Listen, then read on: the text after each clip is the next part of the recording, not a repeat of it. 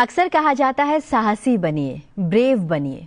साहस का अर्थ ये नहीं कि डर ही ना हो, बल्कि ये है कि डर के बावजूद आगे बढ़ा जाए। सुप्रभात, मैं हूं आपके साथ दीक्षा कोहली। सबसे पहले नजर डालते हैं मुख्य गतिविधियों पर। संसद में समुद्री क्षेत्र के 2 ऐतिहासिक विधेयक एक दिन में पारित। समुद्री व्यापार से जुड़ी नीतियों में आएगा नया सुधार। अंतर्राष्ट्रीय मानकों से जोड़ी जाएगी व्यवस्था।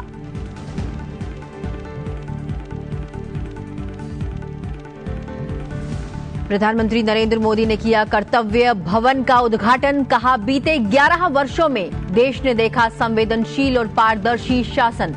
कर्तव्य भवन को बताया नई सोच, नई कार्यशैली का प्रतीक। कहा, कर्तव्य पथ से निकली चेतना अब होगी संस्थागत। प्रधानमंत्री आज MS स्वामीनाथन शताब्दी अंतर्राष्ट्रीय सम्मेलन का भी करेंगे शुभारंभ। ट्रंप के टैरिफ पर भारत का तीखा जवाब। 5 सूत्रों में बताया अनुचित, अन्यायपूर्ण और असंगत। कहा, भारत के साथ भेदभाव स्वीकार नहीं, राष्ट्रीय हितों से कोई समझौता नहीं। व्यापारिक संतुलन की बात के साथ दिया स्पष्ट संदेश। उपराष्ट्रपति चुनाव के लिए अधिसूचना आज होगी जारी। निर्वाचन आयोग ने दी जानकारी। शुरू होगी नई राजनीतिक प्रक्रिया। सभी दलों की नजर संभावित उम्मीदवारों पर। RBI ने ब्याज दर 5.5% पर स्थिर रखी। फाइनेंशियल ईयर 26 के लिए विकास दर 6.5% बरकरार। आर्थिक स्थिरता और महंगाई नियंत्रण को मिली प्राथमिकता। वित्तीय दृष्टिकोण में सतर्क लेकिन सकारात्मक रवैया।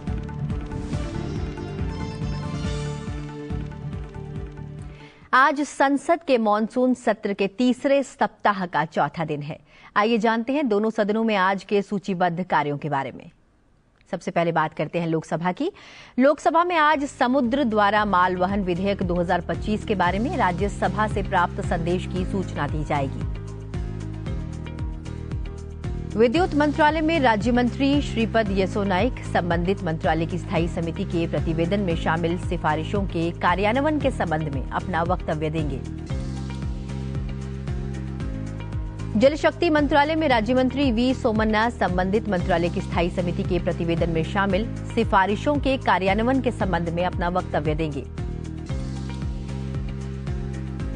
जल शक्ति मंत्रालय में राज्य मंत्री राजभूषण चौधरी संबंधित मंत्रालय की स्थायी समिति के प्रतिवेदन में शामिल सिफारिशों के कार्यान्वयन के संबंध में अपना वक्तव्य देंगे।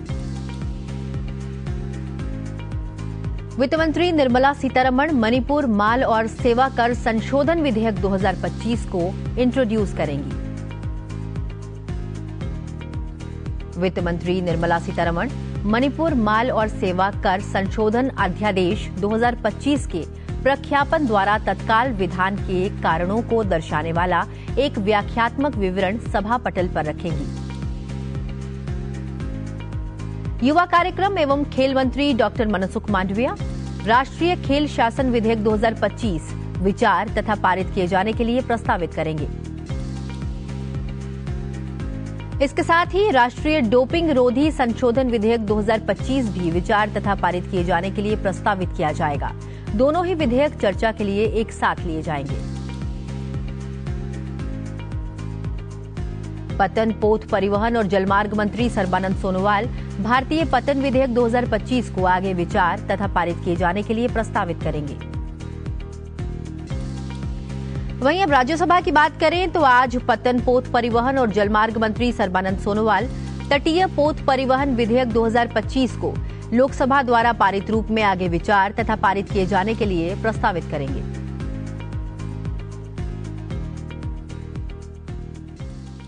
राज्यसभा ने सदन में विपक्ष के विरोध के बीच संक्षिप्त चर्चा के बाद बुधवार को समुद्र द्वारा माल वहन विधेयक 2025 पारित कर दिया। इसके साथ ही विधेयक को संसद की मंजूरी मिल गई। लोकसभा पहले ही इस विधेयक को पारित कर चुकी है। यह विधेयक 1925 के अधिनियम का स्थान लेगा। विधेयक पर चर्चा का जवाब पतन, पोत, परिवहन और जलमार्ग मंत्रालय में राज्य मंत्री शांतनु ठाकुर ने दिया। This has streamlined our legal system, usured in ease of understanding, heralded in ease of doing business, and promote effective government. Sir, this Act of 1925, substantially based on this International Convention for the Uniformization Ratification Rules for Law, leading the Bill of August 2095, which are called Hague Rules. This convention was amended by the Brussels Protocols of the February 1968, which is called Visby Rules. Sir, this bill is not merely statutory reform, it reflects broader philosophy of governance led by our Honorable Prime Minister Shri Narendra Modi ji. Lok Sabha ने वाणिज्य पोत परिवहन विधेयक 2024 को स्वीकृति दे दी है। इसका उद्देश्य आधुनिक और अंतर्राष्ट्रीय स्तर पर अनुपालन दृष्टिकोण के साथ समुद्री शासन को सुव्यवस्थित करना है।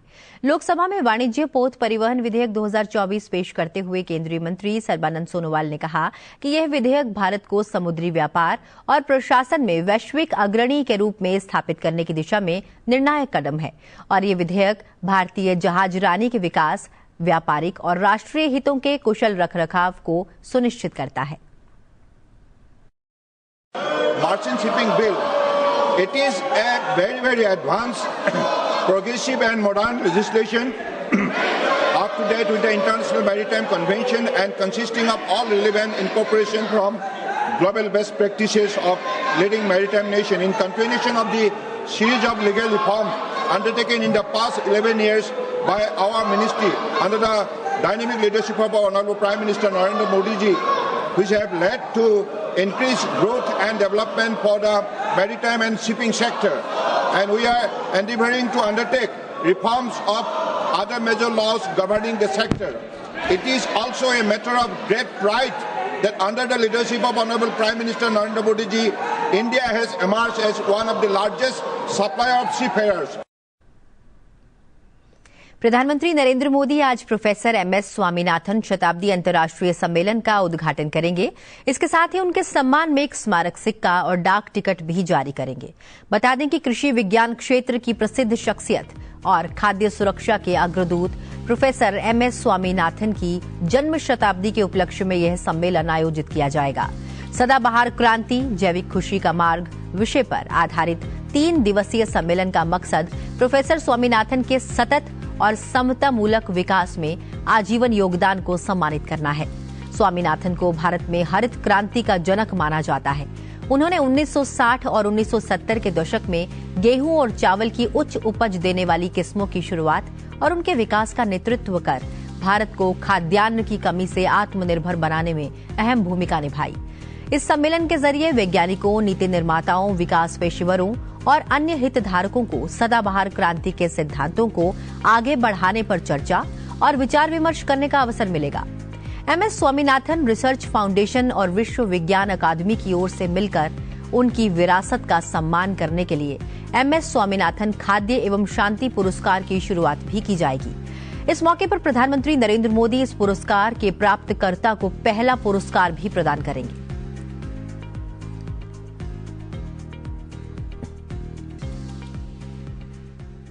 बेंगलुरु के लोगों को जल्द ही एक नई मेट्रो की बड़ी सौगात मिलने जा रही है। जी हां, प्रधानमंत्री नरेंद्र मोदी 10 अगस्त को बेंगलुरु मेट्रो की बहुप्रतीक्षित येलो लाइन का उद्घाटन करेंगे। बेंगलुरु दक्षिण से बीजेपी सांसद तेजस्वी सूर्या ने सोशल मीडिया पर जानकारी साझा करते हुए लिखा, प्रधानमंत्री नरेंद्र मोदी जी 10 अगस्त को अत्यंत महत्वपूर्ण येलो लाइन मेट्रो का उद्घाटन करेंगे। बेंगलुरु के सभी लोगों की ओर से मैं प्रधानमंत्री नरेंद्र मोदी का धन्यवाद देता हूं कि उन्होंने हमेशा हमारे शहर के बुनियादी ढांचे के विकास को प्राथमिकता दी है। तेजस्वी सूर्या ने कहा कि बेंगलुरु की लगातार बढ़ती ट्रैफिक समस्या का स्थायी समाधान सार्वजनिक परिवहन के माध्यम से ही संभव है और मेट्रो नेटवर्क का विस्तार उसी दिशा में एक बढ़ता कदम है। उन्होंने ये भी बताया कि येलो लाइन का उद्घाटन 15 अगस्त की तय समय सीमा से पहले किया जा रहा है, जो परियोजना के समय को पूरा होने के लिए एक अच्छी पहल के रूप में दर्शाता है।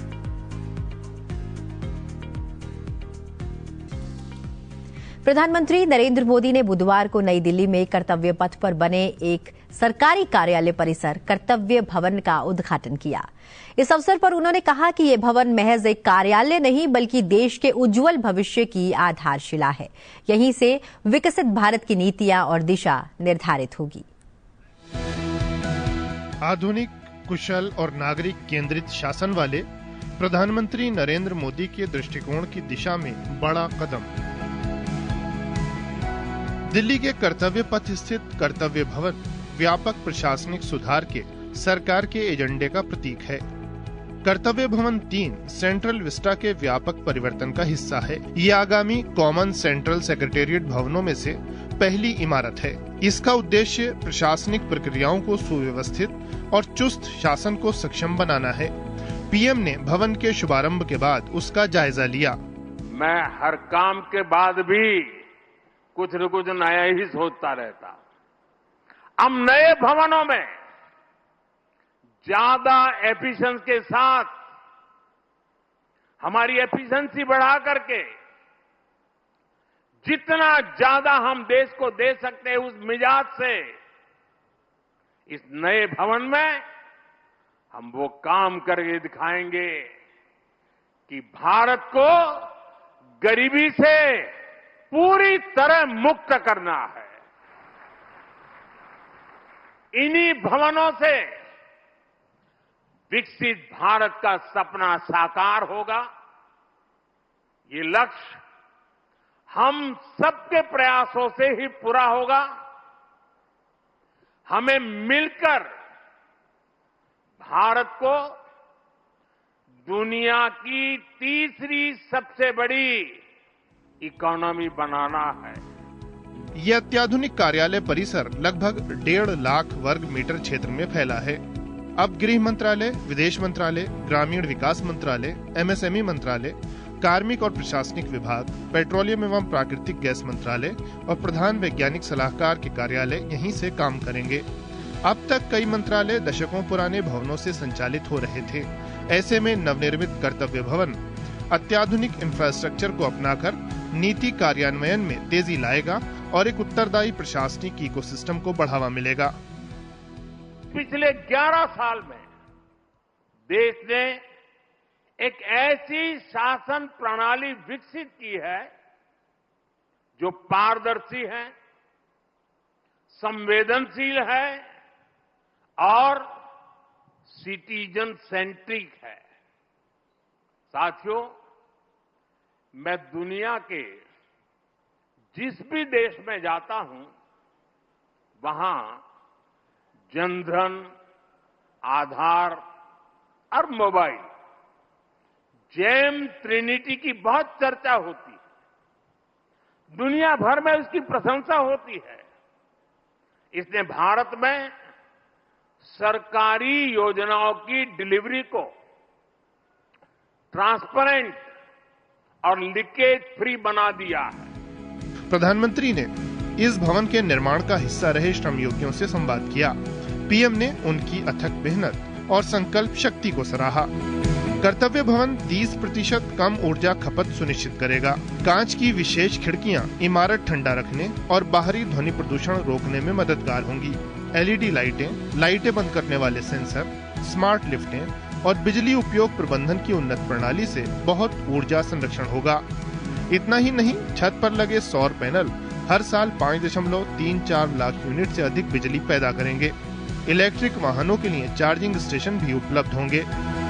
सरकार की नीतियों और योजनाओं को तेजी से लोगों तक पहुंचाने के सफर में अत्याधुनिक कर्तव्य भवन मील का पत्थर है। इससे देश के विकास को भी एक नई गति मिलेगी।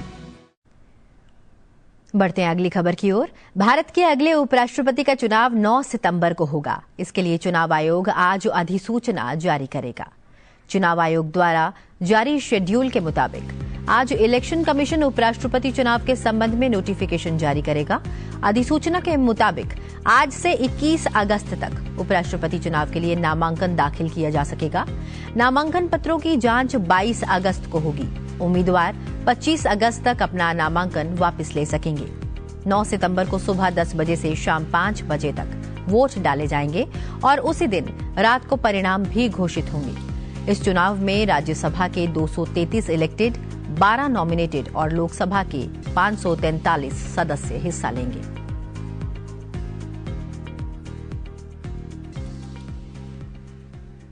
अमेरिकी राष्ट्रपति डोनाल्ड ट्रंप ने भारत पर 25% एक्स्ट्रा टैरिफ लगाने का ऐलान कर दिया है। उन्होंने बुधवार को इससे जुड़े एग्जीक्यूटिव ऑर्डर पर साइन किए। यह आदेश 21 दिन के बाद यानी कि 27 अगस्त से लागू होगा।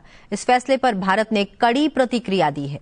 विदेश मंत्रालय के प्रवक्ता रणधीर जायसवाल ने इस कदम को दुर्भाग्यपूर्ण और अनुचित और अविवेकपूर्ण बताया है और कहा है कि भारत अपने राष्ट्रीय हितों की रक्षा के लिए सभी आवश्यक कदम उठाएगा।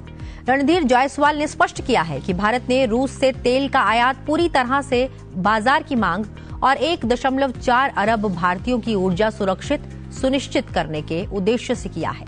उन्होंने कहा कि अमेरिका ने भारत पर उन कामों के लिए अतिरिक्त शुल्क लगाने का फैसला किया है जो अन्य कई देश में अपने अपने राष्ट्रीय हितों में कर रहे हैं।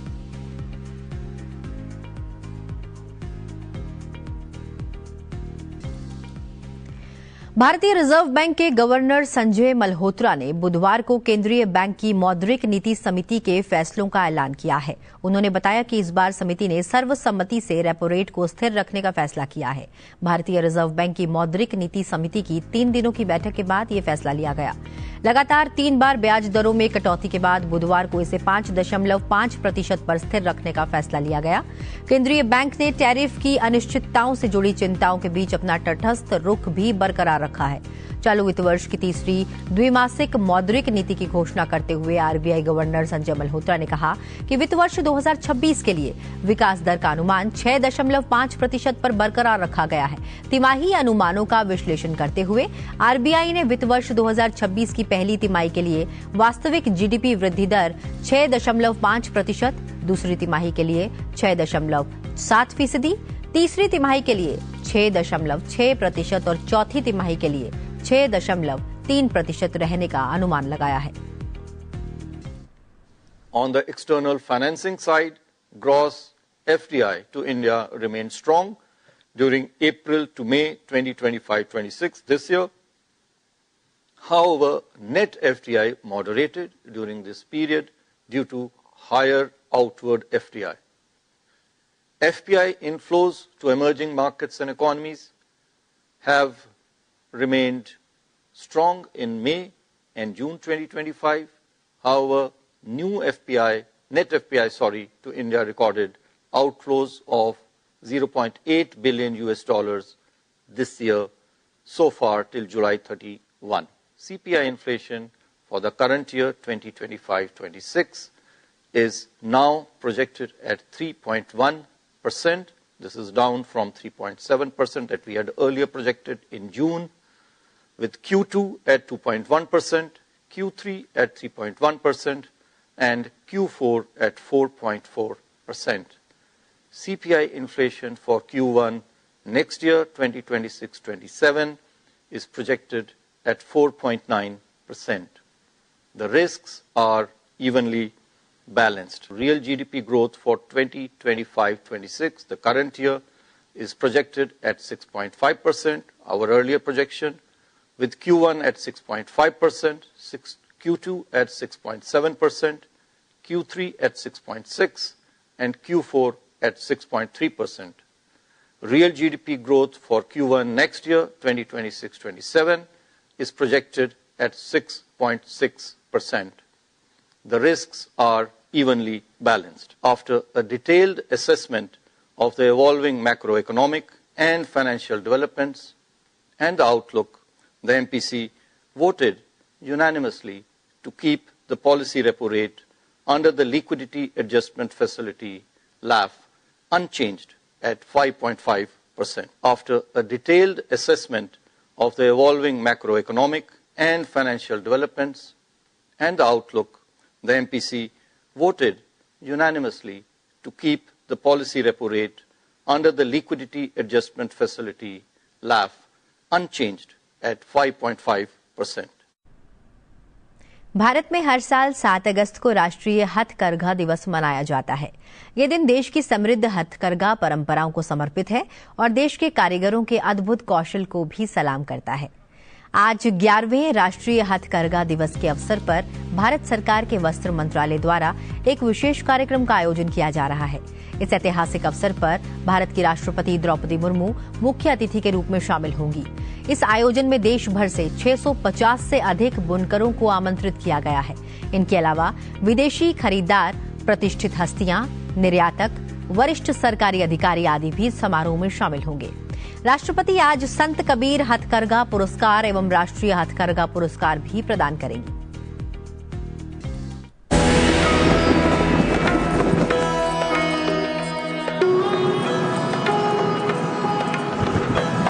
हमारे परिधान, हमारा पहनावा हमारी पहचान से जुड़ा रहा।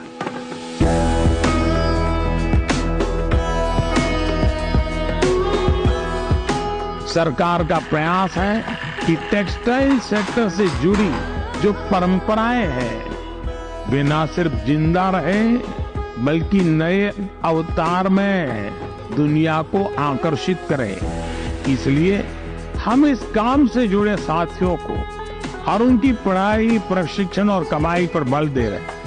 हम बुनकरों और हस्तशिल्पियों के बच्चों की आकांक्षा को उड़ान देना चाहते हैं। 600 से अधिक हैंडलूम क्लस्टर विकसित किए गए हैं। इनमें भी हजारों बुनकरों की ट्रेनिंग दी गई। मुझे इस बात का संतोष है कि टेक्सटाइल सेक्टर के लिए जो योजनाएं हमने चलाई हैं वो सामाजिक न्याय का भी बड़ा माध्यम बन रही है। आज देश भर के गांवों और कस्बों में लाखों लोग हथकरघे के काम से जुड़े हैं। इनमें ज्यादातर लोग दलित, पिछड़े, पसमानदा और आदिवासी समाज से आते हैं। सरकार के प्रयासों ने न सिर्फ इन्हें बड़ी संख्या में रोजगार दिया है बल्कि इनकी आय भी बढ़ी है।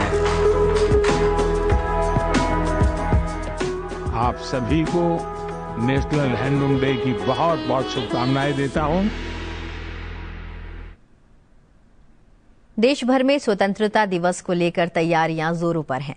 79वें स्वतंत्रता दिवस के पावन अवसर पर सांस्कृतिक स्रोत एवं प्रशिक्षण केंद्र संस्कृति मंत्रालय भारत सरकार द्वारा हर घर तिरंगा अभियान के अंतर्गत 16 अगस्त 2025 तक स्वतंत्रता का उत्सव मनाया जा रहा है। इसी क्रम में केंद्रीय गृह मंत्री अमित शाह ने हर घर तिरंगा अभियान को लेकर एक अहम संदेश दिया है। गृह मंत्री अमित शाह ने प्रधानमंत्री नरेंद्र मोदी की ओर से शुरू की गई इस पहल को ऐतिहासिक बताते हुए कहा कि इस अभियान ने देशवासियों को एकजुट करने में महत्वपूर्ण भूमिका निभाई है। गृह मंत्री अमित शाह ने अपने सोशल मीडिया प्लेटफॉर्म एक्स पर एक पोस्ट में लिखा, प्रधानमंत्री नरेंद्र मोदी द्वारा हर घर तिरंगा अभियान की जो पहल की गई थी उसने देशवासियों को एकजुट करने में महत्वपूर्ण भूमिका निभाई है। आज यह अभियान जन जन से जुड़ चुका है। प्रत्येक देशवासी में देश प्रेम और देशभक्ति की भावना इस अभियान के माध्यम से साफ दिखाई दे रही है। गृह मंत्री ने विशेष रूप से युवाओं से आग्रह किया कि वे इस अभियान में सक्रिय भागीदारी निभाएं। उन्होंने आगे कहा कि मैं सभी देशवासियों, विशेष रूप से युवाओं से अपील करता हूं कि वे अपने घरों पर तिरंगा फहराएं और तिरंगे के साथ सेल्फी लेकर आधिकारिक वेबसाइट पर अपलोड करें।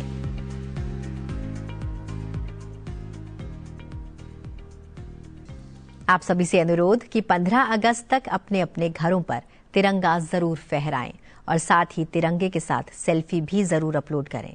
फिलहाल इसी के साथ सुप्रभात में मुझे दीजिए इजाजत। आप बने रहिए संसद टीवी के साथ। नमस्कार।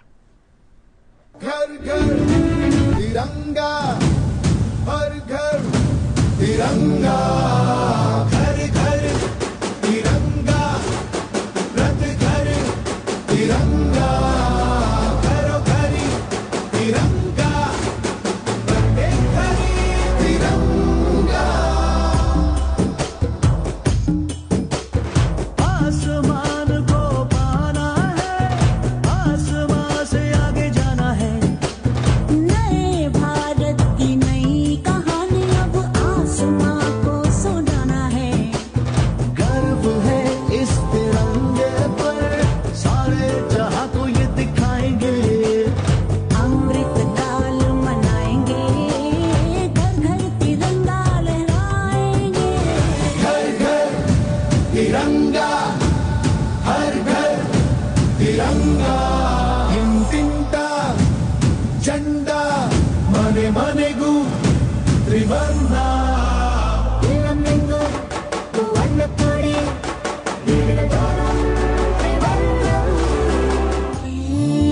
सरिया रंग है क्या ये रंग मेरी शक्ति का है ये रंग मेरी ताकत का है ये रंग देश के माथे पे सजा श्वेत है क्या रंग सत्य का ये श्वेत रंग शांति का है ये श्वेत रंग लेके का है ये रंग देश के दिल में है बसा रंग है लाखों खुशहाली का है ये धर्म चक्र विकास का इन्हीं उसूलों से है ये बना तिरंगा हमारा तिरंगा प्यारा घोरे घोरे तिरंगा शौक घोरे तिरंगा भेद भेद तिरंगो ज्योति घोरे पताका घर घर तिरंगा घर घर तिरंगा घर घर तिरंगा